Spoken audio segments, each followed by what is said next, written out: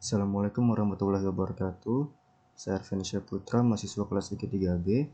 Pada kesempatan kali ini, saya akan menjelaskan dua metode yang digunakan dalam mesin inferensi pada sistem Pakar, yakni forward chaining dan backward chaining. Saya mulai dari forward chaining. Forward chaining adalah sebuah penalaran maju di mana teknik pencarian dimulai dengan fakta yang ada, kemudian mencocokkan fakta-fakta tersebut dengan bagian if dari rules if-then. Bila ada fakta yang cocok dengan bagian if, maka rule tersebut dieksekusi, dengan syarat hanya dieksekusi satu kali saja. Ciri-ciri dari forward itu menggunakan penalaran deduktif untuk mendeduksi setiap informasi baru dari hubungan logika pada informasi yang telah diketahui. Lalu seperti yang dijelaskan tadi, prosesnya itu maju, bergerak dari keadaan awal menuju tujuan. Kemudian, juga untuk menentukan akibat atau hasil dari serangkaian kondisi atau fakta. Dan yang terakhir, menentukan apa yang akan terjadi atau apa hasilnya jika serangkaian kondisi atau fakta tertentu bernilai benar. Selanjutnya ke backward chaining. Kebalikan dari forward, backward chaining ini adalah penalaran mundur, yaitu teknik pencarian yang dimulai dari tujuan atau goalnya. Metodenya itu bekerja mundur ke arah kondisi awal. Proses diawali dari goal yang berada di bagian then, dari rule if then, kemudian pencarian mulai dijalankan untuk mencocokkan apakah fakta-fakta yang ada cocok dengan premis-premis di bagian if. Ciri-cirinya itu apa? Ciri-cirinya kalau forward menggunakan deduktif, maka backward menggunakan induktif, atau sebuah penalaran yang digunakan untuk mengambil kesimpulan umum dari sejumlah fakta khusus tertentu. Lalu prosesnya itu bergerak mundur atau ke belakang dari tujuan menuju keadaan awal. Dan backward chaining ini sering digunakan dalam sistem berbasis aturan untuk mendiagnosis. Lanjut ke dalam contoh kasusnya. Doni mengalami masalah dengan sinyal HP-nya yang lemah setelah HP-nya terjatuh dan terbentur beberapa hari lalu.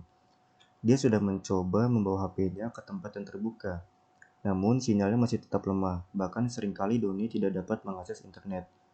Sinyalnya baru normal lagi beberapa jam kemudian, lalu mengalami malfungsi lagi. Doni menggunakan sistem pakar deteksi kerusakan handphone untuk membantu mengatasi masalahnya. Dari kasus ini, fakta yang didapat adalah sinyal HP Doni yang lemah dan berada di tempat terbuka dan tidak dapat mengakses internet, dan HP-nya terjatuh bahkan terbentur. Dan tujuannya adalah apakah Doni harus membawa HP-nya ke service center. Nah, saya akan mencoba menyelesaikan menggunakan backward chaining. Di sini sudah ada beberapa rule yang saya buat dengan fakta, tujuan, dan stake awal yang tersedia di samping. Dari rule 1, 2, 3, 4, 5, sampai rule 6, 7, 8, 9.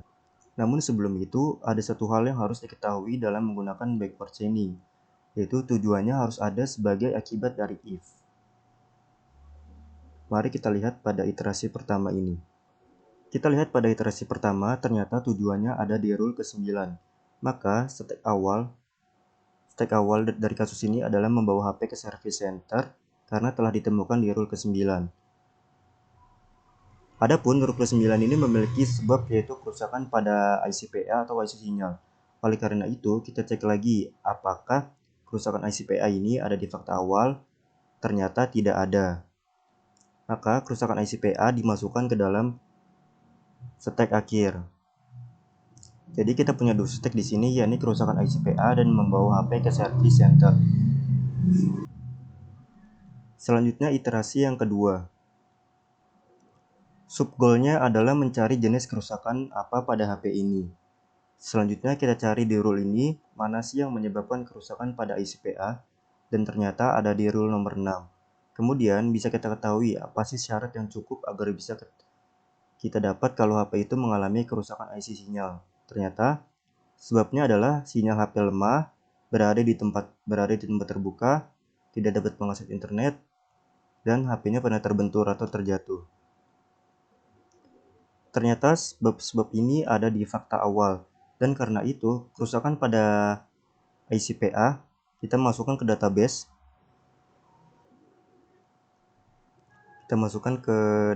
Dan dikeluarkan dari stack akhir ya. Maka di iterasi yang ketiga kita langsung menuju tujuan karena stacknya tinggal satu, membawa HP ke service center. Kita cek lagi, ternyata ada di rule nomor 9 dan sebabnya adalah kerusakan IC PA yang sudah ditambahkan ke fakta awal tadi.